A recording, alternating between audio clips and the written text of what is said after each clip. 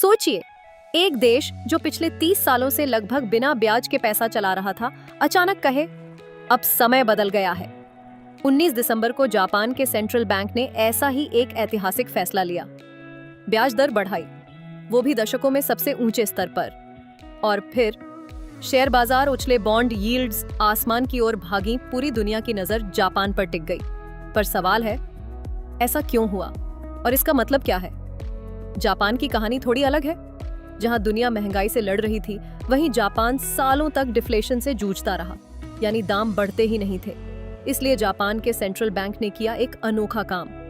ब्याज दर लगभग 0%, कभी कभी तो नेगेटिव ब्याज दर और भारी मात्रा में सरकारी बॉन्ड खरीदना, मकसद सिर्फ एक, लोग खर्च करें, कंपनियां निवेश करें, अर्थव्यवस्था चले। ये सिलसिला चलता रहा 30 साल तक। अब कहानी ने लिया मोड़। पिछले कुछ सालों में जापान में महंगाई 2% से ऊपर टिक गई, वेतन बढ़ने लगे, कंपनियों का मुनाफा सुधरने लगा।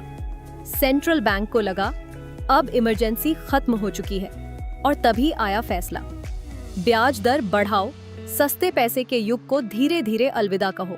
सबसे पहले बॉन्ड मार्केट हिला, सरकारी बॉन्ड बिकने लगे, कीमत गिरी और बॉन्ड यील्ड्स 20-25 साल के हाई पर पहुंच गईं। क्यों?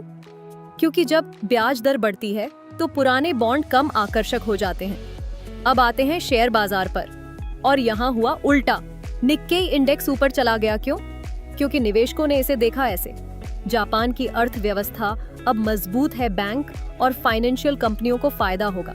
ये डर नहीं, कॉन्फिडेंस का संकेत है। जापान सिर्फ जापान नहीं है। दशकों तक जापान का सस्ता पैसा अमेरिका, यूरोप उभरते बाजारों में बहता रहा।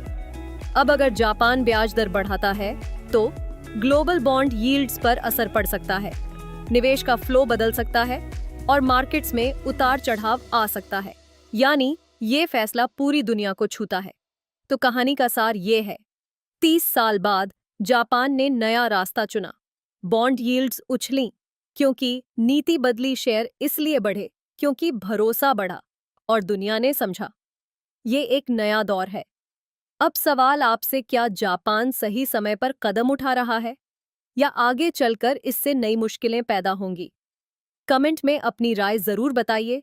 वीडियो पसंद आए तो लाइक करें, और ऐसे ही आसान आर्थिक किस्सों के लिए चैनल को सब्सक्राइब करें। मिलते हैं अगले वीडियो में।